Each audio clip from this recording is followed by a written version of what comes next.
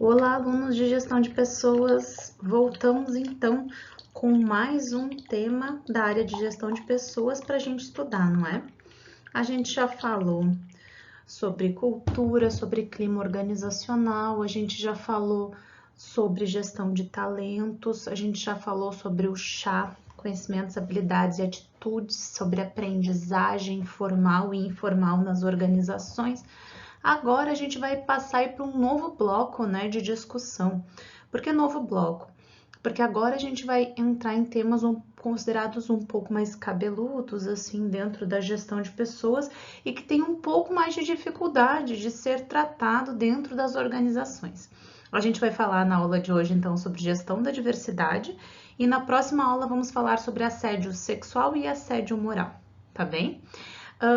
Então, para começar essa aula, a gente vai falar sobre os desafios para a inclusão. Por quê? Porque a gente vai começar a entender o que significa esse tema, o que é diversidade nas organizações, o que inclui, né? E por que é importante falar sobre diversidade. Então, a gente vai ficar aí conversando, enfim, sobre várias questões relacionadas a isso para que vocês compreendam, ok? Então, assim, a diversidade, ela tem a ver com o quê? Ela tem a ver com a gente incluir o maior número possível de pessoas dentro da organização, dentro do trabalho. Se a gente vive numa sociedade que é composta por pessoas diferentes, né, de etnias diferentes, raças diferentes, de religiões diferentes, de comportamentos diferentes, ora, as empresas, elas deveriam refletir isso na prática, não é? A gente não devia entrar numa empresa e ter um padrão de pessoas físicas, né? Um padrão físico de pessoas e um padrão comportamental de pessoas completamente igual. Isso não faz sentido, porque a nossa sociedade não é assim, mas não é o que a gente vê de verdade. Lá na prática das organizações, o que a gente sabe e intuitivamente quando a gente entra dentro de uma empresa, uma das coisas que a gente observa logo de cara é o quê? É que as pessoas são muito parecidas, muito parecidas. Então, um desafio muito grande relacionado à inclusão, e é o que a gente vai falar agora, são as questões relacionadas à diversidade e inclusão. Né? Entender os cenários e desafios para a construção de um ambiente inclusivo, falar um pouco sobre essa implementação de um programa de diversidade, de como é que funciona. A gente vai falar também sobre os desafios para a inclusão de pessoa com deficiência, PCD, e como preparar a empresa para incluir com qualidade. São todos desafios, porque é bem difícil. Lembra, a gente teve aula sobre cultura e clima organizacional. É muito difícil mudar a cultura organizacional. A maior parte das empresas, elas são familiares, a maior parte das empresas tem valores pautados nas suas chefias ou líderes, homens heterossexuais brancos no Brasil.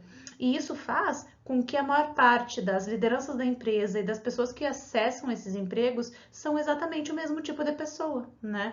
E a cultura da empresa, às vezes, é o tipo de cultura que não dá abertura para que pessoas diferentes, diversificadas, ingressem no mercado de trabalho. Claro, é uma realidade diferente de grandes cidades para pequenas cidades. Quanto menor a cidade, mais difícil de fazer isso. Não é à toa que nas pequenas cidades a gente sempre tem essa questão de profissionais que auxiliam recolocação de emprego ou que auxiliam na contratação com aquela coisa de você tem que se vestir assim, você tem que se portar dessa forma, olhar, falar nos olhos, bababá, bababá, não excluindo, né, a importância de fazer tudo isso, mas o quanto isso faz com que você seja formatado para uma apresentação visual, né, diferente daquilo que você é, de quem você é na hora de ser contratado.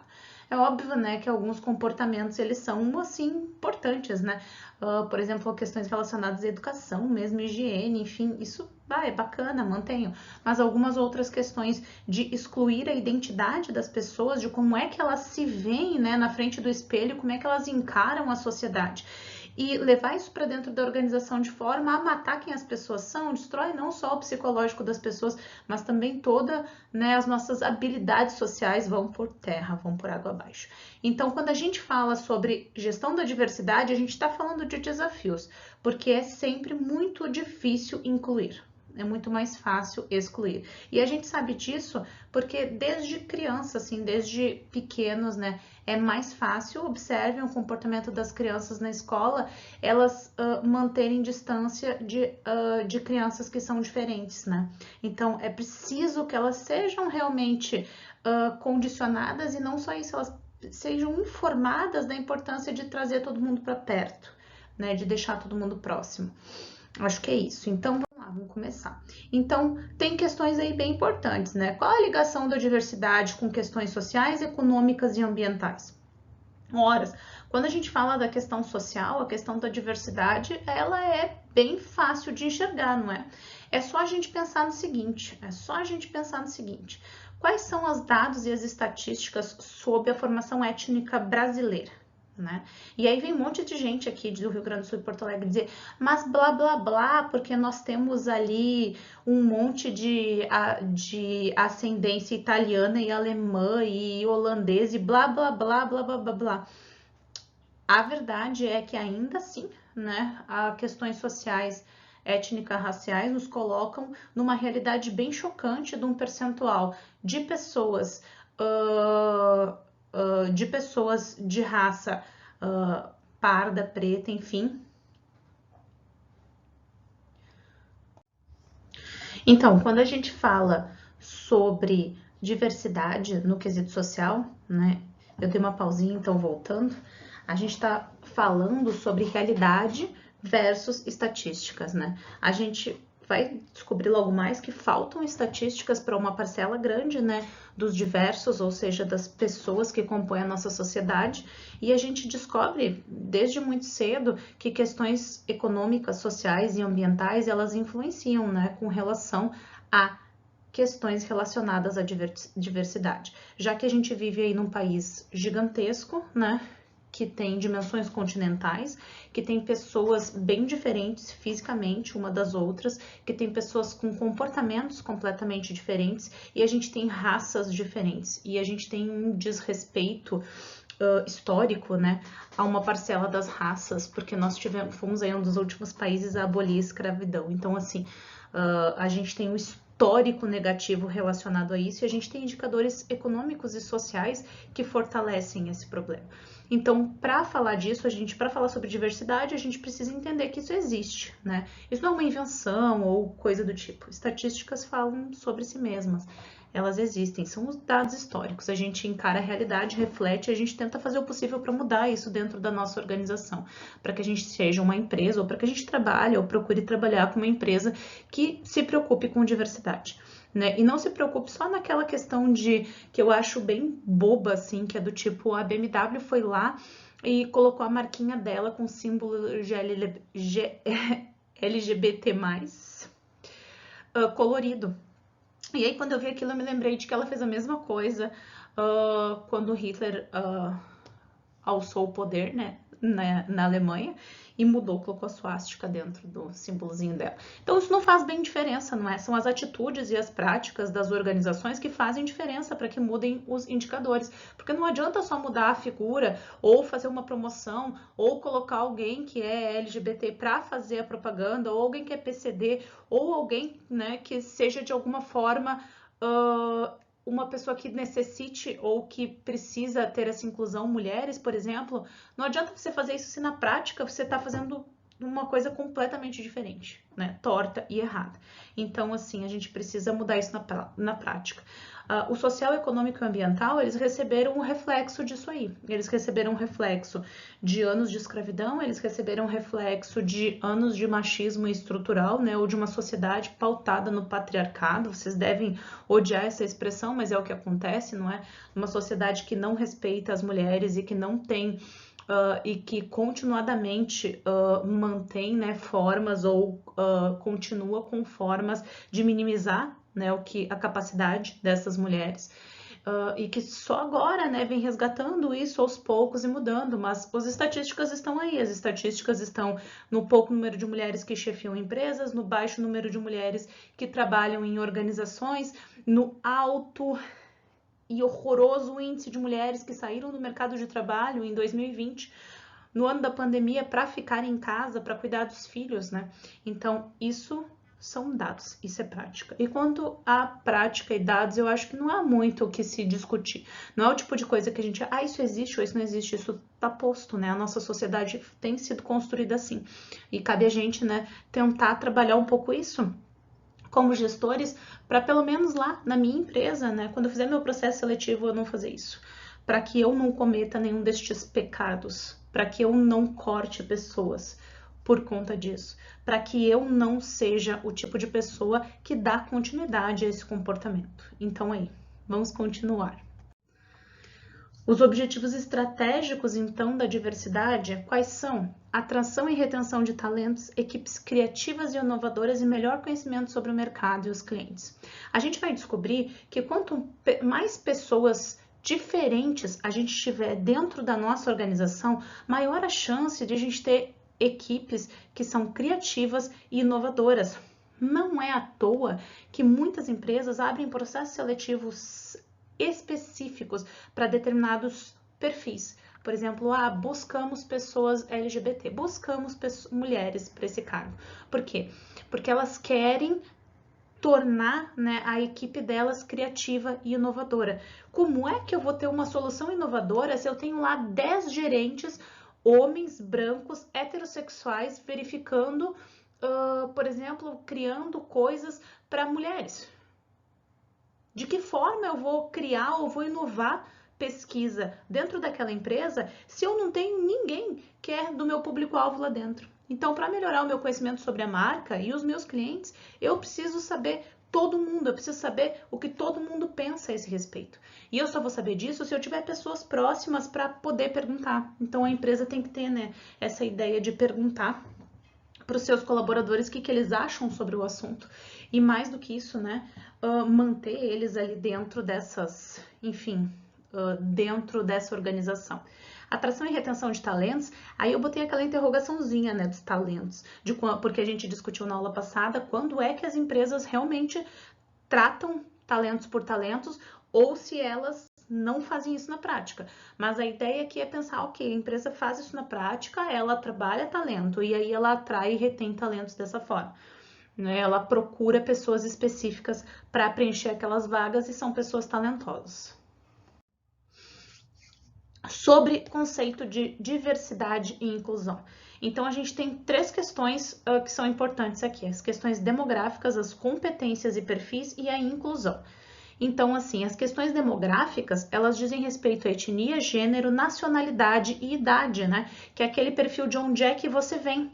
Porque isso também importa, que é do tipo assim, esses dias eu vi uma aluna postou nos stories do Instagram uma busca de vaga lá para a cidade de Cachoeira do Sul, escrito assim, procuramos jovens, loiras, altas, mais de 1,65 m, alguma coisa assim, 70, magras, para trabalhar tal e tal hora. E aí eu olhei aquela busca ali de emprego e eu pensei, mas isso nem é possível. Como assim? Tipo, como assim? Sabe? Então, assim, é uma queimação de filme gigantesca para uma empresa fazer uma coisa dessas. E tem que estar dentro de uma estrutura social bem complexa e cheia de problemas intrínsecos para fazer uma coisa dessas e isso passar batido pela maior parte das pessoas dentro daquela organização, sinceramente. E, né, no âmbito ali onde ela ocorre. Porque na maior parte dos locais, tipo, se você faz isso em cidade grande ou se uma empresa grande faz isso, ela vai ser rechaçada totalmente. Ela vai ser totalmente mal falada por muito tempo. Então, tem que tomar cuidado. E assim, às vezes, são questões que parecem que, mas é que eu preciso desse perfil. Poxa, então você, de verdade, não faz um anúncio desses. Você não faz um anúncio desses, sabe? Você realmente não faz. Você vai procurar lá numa agência de modelos e dizer, eu preciso de uma modelo. Agora, não faz um anúncio desse para trabalhar na recepção e na portaria, porque dizendo isso, você já está dizendo todo o objetivo da empresa, o que importa para ela, o que não importa. E assim, se é uma empresa horrorosa. Então, né? Cuidado. Competências em perfis. Então, estilo, né? O estilo da pessoa, que tipo de pessoa é aquela? Qual é a formação? Onde é que ela estudou? O que ela fez? Que especializações ela fez? Qual o chá dela? As competências, habilidades e atitudes dessa pessoa? Isso também vai importar. Né? Por quê? Porque é importante que a gente não tenha sempre os mesmos tipos de perfis dentro da nossa organização. Aquele empregado, né, que é formatado e que nós temos 150 iguais. A gente precisa de estilos diferentes, de formações diferenciadas, de competências, de habilidades, até porque os problemas dentro de organizações, eles são diferentes, eles não são sempre os mesmos problemas. E aí, como é que você lida com problemas diferentes se você tem sempre o mesmo tipo de pessoa, sempre o mesmo padrão, o perfil de pessoa trabalhando na tua empresa? Não é à toa que empresas não sabem o que fazer, é aquele monte de gente ali olhando a tela e ninguém faz a menor ideia do que está acontecendo, porque todo mundo tem a mesma formação, tem o mesmo estilo, tem os mesmos chás. Não é assim que faz, não é assim que faz gestão de pessoas e não é assim de forma alguma que faz gestão da diversidade. Quanto mais a gente inclui de pessoas diferentes, mas que tenham habilidades e que tenham formação necessária para trabalhar na área que a gente precisa, quanto mais oportunidade a gente dá, melhor. É isso que faz gestão da diversidade. Inclusão, então uma cultura organizacional que permita que todas essas outras questões ocorram, porque não adianta de nada eu resolver que eu vou abrir uma vaga GLBT ou que eu vou abrir uma vaga específica para mulheres na gerência, para liderança, ou que eu vou abrir uma vaga para pessoas PCDs, se a minha empresa ela não tem cultura organizacional relacionada a isso. Aliás, a cultura dela é horrível e é de, sei lá, fazer piada sobre o assunto e é machista e é homofóbica e é racista. Como é que eu vou fazer isso? Né? Então aí primeiro eu volto lá para a cultura organizacional para tentar mudar a cultura, né? Antes de sofrer um processo por assédio, que é o que a gente vai falar na próxima aula. Mas a gente começa com um processo de inclusão. Né, de tentar mudar a cultura organizacional, trazer elementos de diversas culturas e etnias, né, e trazer pessoas ali. Uma questão são as lideranças, né? Se você quer mudar a cultura organizacional, já fica com a primeira dica, assim. Se você quer mudar a cultura organizacional da tua empresa, que é racista, e aí você tem um monte de gente que tem racismo estrutural lá dentro, você traz muitos líderes para trabalhar. Muitos líderes, você troca eles. E aí você obriga, de certa forma, com que as pessoas percebam que essas pessoas têm tanta capacidade quanto você. Assim como PCD, assim como empresas que são machistas, que são homofóbicas. Essa é uma das coisas mais, assim, importantes de se fazer. Né? Claro, você tem que saber como fazer isso, ter um plano para isso, né? E trazer pessoas que saibam que isso esteja acontecendo. Né, que topem passar por isso, porque é uma experiência bem complexa. Mas é uma das formas de se fazer isso, né? Outras formas é começar lá pelo chão de fábrica mesmo, ou pela base, né? Inserindo, de certa forma, pessoas com essas diferenças, digamos assim, para tentar mudar a cultura, mas não é fácil, né? Como a gente viu na aula de cultura, não é fácil. Mudar a cultura é uma das coisas mais difíceis, né? Não é à toa que Alexandre, o grande conquistador, quando ele ia para ele conquistava todo um território, ele mantinha a cultura, né? Porque ele sabia que seria difícil ele não manter. E ele sabia também que se ele impusesse a dele, as chances do domínio dele ser perdido era bem maior, né? Então ele mantinha a cultura.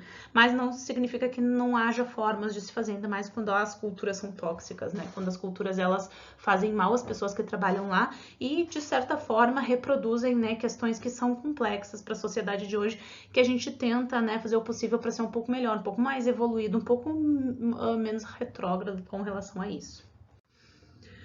Então, o que é diversidade? A gente pode olhar lá no dicionário. Diversidade, né? Tem uma figurinha ali com algumas etnias, enfim, raças, para a gente pensar sobre isso, mas não é só isso. Qualidade daquilo que é diverso, diferente, variado, variedade, ou conjunto variado, multiplicidade. Eu gosto bastante da expressão multiplicidade para falar sobre diversidade, né? Quando a gente fala assim sobre variedade, parece que a gente está numa feira e tem que pegar melancia, abacaxi, mamão e tal. E a gente é obrigado. Eu acho que multiplicidade tem a ver mais com essa questão de os múltiplos, né? As pessoas diferentes juntas que conseguem pensar coisas e fazerem, efetuarem reflexões melhores em pró lá de uma sociedade melhor, não é? Acho que multiplicidade é um conceito que eu gosto bastante para tratar sobre isso, sobre a diversidade. Então, quando a gente tem múltiplos, a gente tem outras formas de enxergar as mesmas situações dentro de uma organização. E eu acho que isso é muito importante, não só para resolver problemas, para criar, para antecipar problemas, né, para inovar. né? Mas sobretudo para sobreviver, porque o maior problema das organizações na atualidade é a sobrevivência, né? Elas lutam para isso, para que elas se mantenham, para que elas sobrevivam. Como é que elas vão fazer isso, né? Como é que essa sobrevivência vai acontecer? É isso que elas têm que pensar. E elas podem usar essa multiplicidade de pessoas dentro da organização para isso, né? Para ter olhares diferentes para as mesmas situações e que a gente consiga sair delas. Então, agora a gente vai falar um pouco antes de antes de falar sobre PCD, a gente vai falar sobre LGBT, QIA+. Eu não vou sempre citar a expressão completa, mas vocês devem saber que eu sei qual é a expressão completa. Então, tem um autor de livro de políticas públicas LGBT e construção democrática no Brasil, que é pesquisador da UNB, que é o Cleiton Feitosa, que falou do seguinte, sobre as estatísticas. Por quê? Porque quando eu falei lá no início para vocês que as estatísticas são o reflexo das desigualdades, né, e são elas que devem ser atacadas nas políticas de diversidade, né, para que a gente tenha uma empresa com pessoas diferenciadas. Então, a gente tem um grande problema com relação a isso no Brasil, porque a gente não tem dados no censo sobre a população LGBT, né? E a gente não fez isso, né? Não incluiu no censo de 2021. Então, por mais 10 anos, a gente vai continuar desconhecendo dados relacionados à população LGBT. Quando a gente fala em manter eles fora da visão, né, na invisibilidade social, a gente está falando disso, a gente não inclui uma parcela da população que existe, né, porque a gente não pergunta se ela existe. É isso que o censo faz. Aí como é que as empresas vão lidar com isso? É difícil mesmo, porque você tem algumas estatísticas sobre idade, número de homens, quantidade de mulheres, enfim, e isso ajuda que as organizações possam construir, então, né, formas de inclusão. Como você vai fazer isso sem dados? Difícil, né? Então, é difícil para um gestor ou gestora implementar uma iniciativa pública sem conhecer a população pela qual é responsável. Então, assim, como que um analista da assistência social vai pensar em política de fortalecimento econômico da população LGBT+, sem saber qual a média da renda desse público, né? Então, tem mais ricos, mais pobres? Quantos pobres tem? É difícil, né? Então, assim, pensem que para fazer políticas de inclusão e para trabalhar a questão de diversidade dentro das organizações, é o mesmo problema. Você não tem dados. E aí você vai trabalhar com o pouco que você vê de realidade, considerando que é uma população que por muito, muito tempo se colocou na invisibilidade social e que há pouquíssimo tempo vem se mostrando, né? Vem aparecendo e vem dizendo, olha, eu existo, eu tô aqui, né? Eu tô aqui. Eu tô com a unha colorida, mas não é... Foi coincidência, aliás. Mas as pessoas vêm se mostrando há pouquíssimo tempo. Até então, o local de invisibilidade era um pouco confortável para as pessoas que se incluem no LGBT, mas muito confortável, muito, muito mais confortável para a sociedade, que preferiu olhar para elas, né, dentro da carapaça do... Não, mas... não é bem assim porque, né? Então, assim, saber os dados é importante. A gente vai ver ali em seguida. É uma das coisas mais importantes que existem quando a gente vai fazer políticas, né? Dentro de empresas e também governamentais. E a gente não tem esses dados. E para mim isso reflete, né, um baita de um problema, né? Que é, essas são as últimas pessoas a serem consideradas ali com relação às questões de diversidade ou a gestão da diversidade dentro da empresa. Não à toa que eu trouxe elas para o início, porque a gente já tem lei de PCD, a gente já tem legislação antirracista também dentro do Brasil, inclusive, né, para punir, né? E embora a gente tenha legislação para LGBT, a gente não tem os dados, né? Então é uma dificuldade bem grande de incluir um percentual da população dentro das estatísticas e que vai fazer uma brutal diferença para que a gente construa, né, gestão de diversidade dentro de empresas públicas e também dentro de empresas privadas. Alguns dados sobre o assunto para falar um pouquinho mais, mas não tanto assim, porque a gente só quer incluir, né? De acordo com uma pesquisa realizada pelo Centro de Talentos de Inovação, 61% de funcionários gays e lésbicas decidem por esconderem sua sexualidade de gestores e colegas em razão do medo de perderem o emprego. A referida pesquisa ainda demonstrou outros dados preocupantes. 33% das empresas do Brasil não contratariam para cargos de chefia pessoas LGBT. 41% dos funcionários LGBT afirmam terem sofrido algum tipo de discriminação em razão de sua orientação sexual ou identidade de gênero no ambiente de trabalho. 41%. 90% dos travestis se prostituem por não terem conseguido nenhum outro emprego, até mesmo aqueles que têm boas qualificações. A realidade é essa, é um pouquinho, talvez pior em alguns locais, talvez melhores em outros locais. A gente tem, assim, algumas diferenças. Tem, sim, a gente tem um e outro caso diferente, mas esses são os dados, né? Os dados sobre o assunto são esses. Não à toa, assim, dentro das empresas e das organizações, a gente ouve os burburinhos, né? Você viu que fulano dormiu com ciclano e não sei o que e tal. Você viu que ele era gay? Nossa, uau! Né? Como se isso, de qualquer forma, de forma alguma, fosse algo pejorativo para essa pessoa, né? E é complicado, né? É complicado. É complicado para as pessoas assumirem, assim. Tem uma aula, né, que eu falo com vocês, essa aula eu falaria com vocês para dizer para vocês que eu me incluo, né, no LGBT, porque eu sou bi, e eu não tenho nenhum problema de falar isso para as pessoas. E eu sei que assim que eu falei isso para uma turma de agronomia, uns 3 anos atrás, na UERGS, saiu tanto fofoca e tipo de coisa louca que eu não falei na sala de aula que eu fiquei bem surpresa. E aí eu me dei conta do tamanho da dificuldade que os professores têm, né, de assumir a sua orientação sexual. Complicado. Mas, assim, estes são os dados, né? Essas pessoas estão, muitas delas, fora do mercado de trabalho ou dentro do mercado de trabalho, vestindo a armadura heterossexual delas, para que não seja exposta, né, o que elas são de verdade, porque a sociedade não aceitaria, né? E elas perderiam o emprego, e elas, enfim... Isso é fazer gestão da diversidade? Primeiro, para fazer gestão da diversidade, precisaríamos dos dados. Segundo, precisaríamos pegar estes dados e criar políticas dentro da empresa. Eu vou até, inclusive, falar sobre isso num slide só sobre o assunto, mas fica para vocês pensarem, tá? Um histórico que eu resolvi colocar aqui, porque tenho a impressão, que talvez eu esteja errada, mas tenho a impressão, assim, de que há um pouco de homofobia, assim como um pouco de machismo estrutural dentro, principalmente das cidades aqui do Rio Grande do Sul, isso é muito forte. Então eu trouxe o histórico recente para a gente entender um pouco do marco do movimento LGBT e entender como é novo, né? Que é o seguinte, em 28 de junho de 69, nos Estados Unidos, é que começam nas primeiras horas da manhã, quando gays, lésbicas, blá, blá, blá, blá, enfrentam policiais e iniciam uma rebelião que lançaria essas bases para o movimento dos direitos LGBT nos Estados Unidos e no mundo. Esse episódio ele é conhecido como Stonewall Riot, que é a rebelião de Stonewall. E teve duração de 6 dias e foi uma resposta às ações arbitrárias da polícia, que rotineiramente promovia batidas e revistas humilhantes em bares gays de Nova York.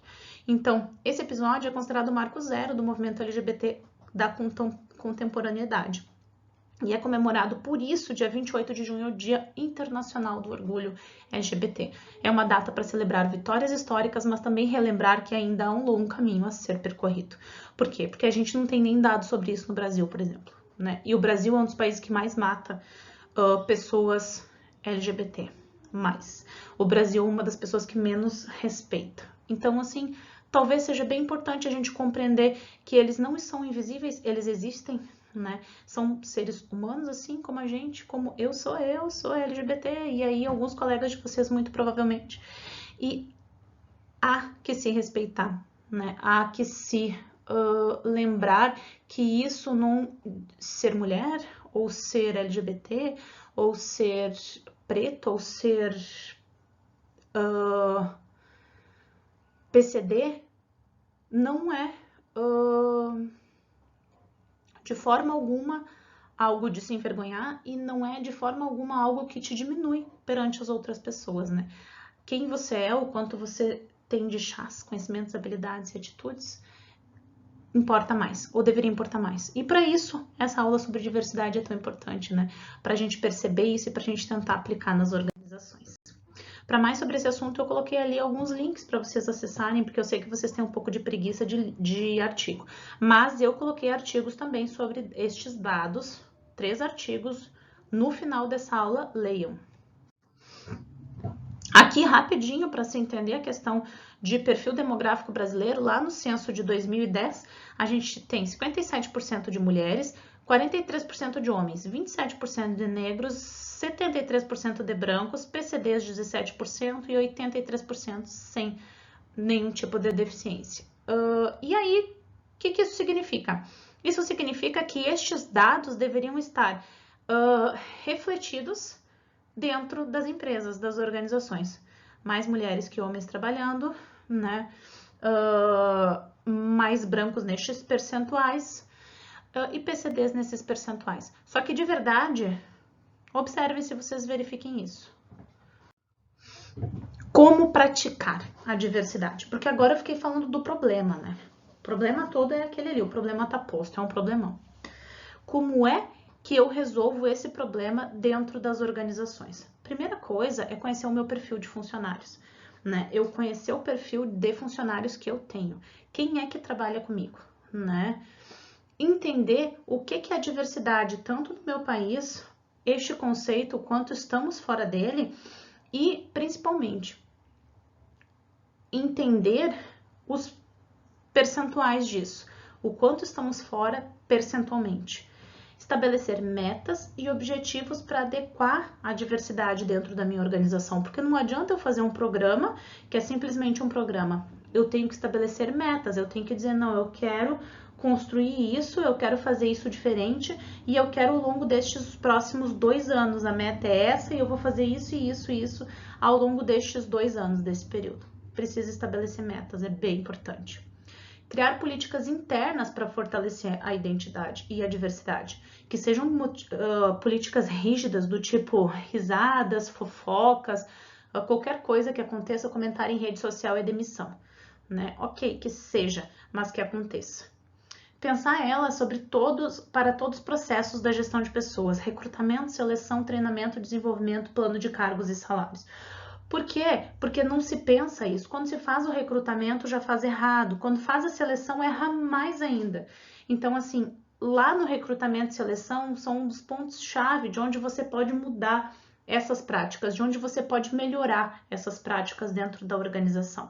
Você fazer recrutamentos inclusivos, você fazer seleções inclusivas, pensando em todos os tipos de profissionais que você vai ter, né? De todos os tipos de pessoas. Não excluir ninguém por conta de qualquer tipo de deficiência que a sociedade não consiga lidar, a gente vai falar disso quando eu falar sobre PCD, não excluir mulheres ou não excluir grávidas ou não excluir, enfim, pessoas de etnias diferentes, né? Então, assim, ali, nestes processos principais da gestão de pessoas, é onde a gente pode fazer a diferença, né? Modificar.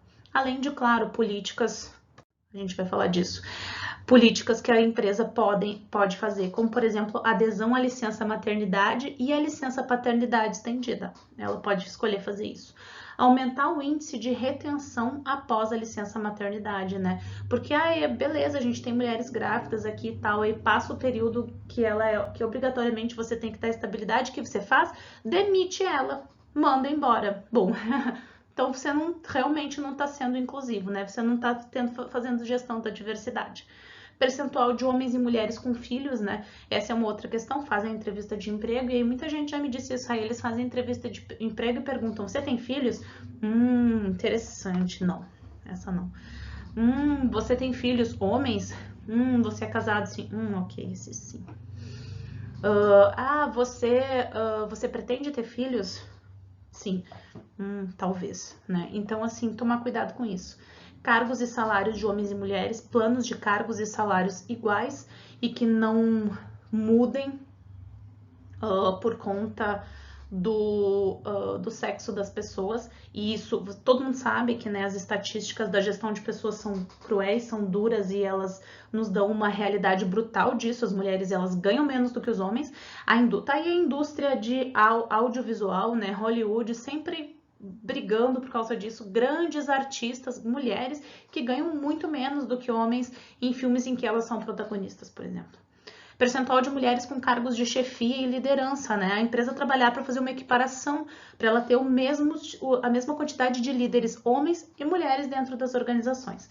Fora isso, palestras, campanhas, né? Falar é sempre importante. Dá a possibilidade das pessoas falarem, de escutarem elas para entender o que é, né? Como é que funciona a empresa, mas dá a oportunidade falar e fazer campanha, enfim, de inclusão é bem importante. Então, questões importantes que a empresa tem que ter. Acessibilidade arquitetônica, né? Não adianta eu dizer lá que incluir PCD e eu não ter rampa para acessar a minha empresa. E a pessoa não consegue nem participar do processo seletivo porque ela não consegue chegar lá, se ela é uma pessoa que tem dificuldades de locomoção, por exemplo. Então, a gente tem que ter tecnologias assistidas, né, importantes para que a pessoa consiga fazer o seu trabalho normalmente.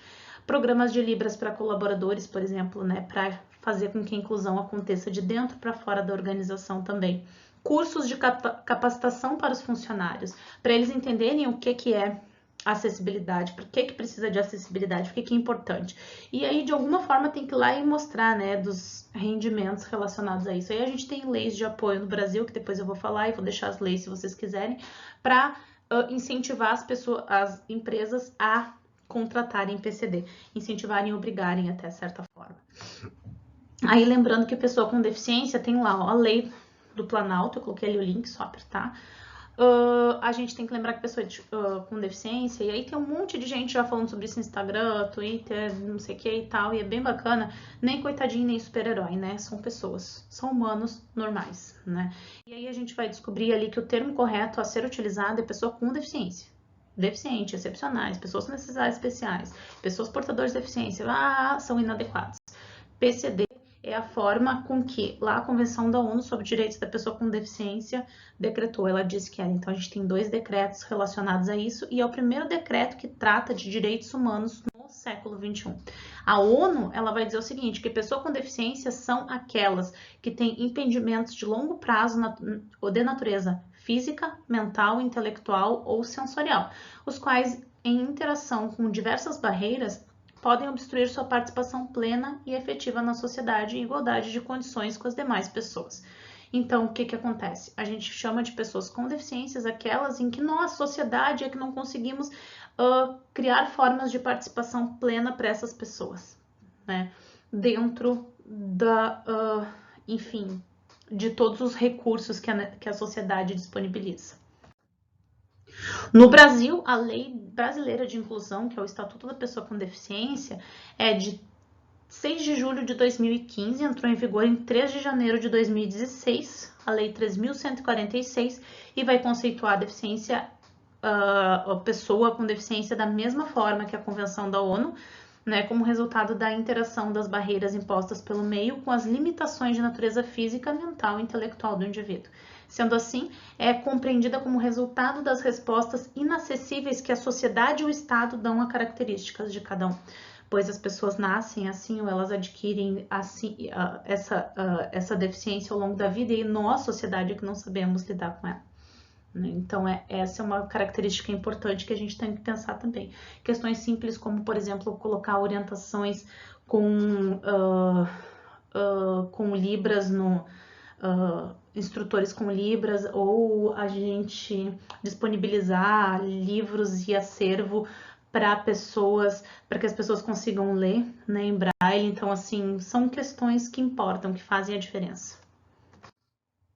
E ali, para finalizar, né, porque essa aula ficou um pouquinho mais longa, um último slide sobre a importância da ação coletiva, né? Exclusão e inclusão. Ação coletiva é sempre alguma coisa que é feita entre Estado e sociedade, né? Um pacto. Este pacto é que vai fazer diferença. Então, a forma de excluir é não dando acesso. né? É limitando, é impondo barreiras. Então, gestão da diversidade é fazer o que? É incluir, é criar acessos, é criar rampas, é criar formas das pessoas transporem essa barreira e acessarem tudo que a sociedade tem para oferecer, inclusive empregos. E tanto faz o tipo de pessoa, né? Mas a inclusão, ela é feita dessa forma, tá bem? Eu espero que vocês tenham gostado dessa aula, que vocês aproveitem, leiam os artigos, leiam o material sobre o assunto, estudem, acho um tema muito interessante e na próxima aula a gente vai falar sobre assédio moral e assédio sexual, tá bem? Beijos, bons estudos, bom final de semana.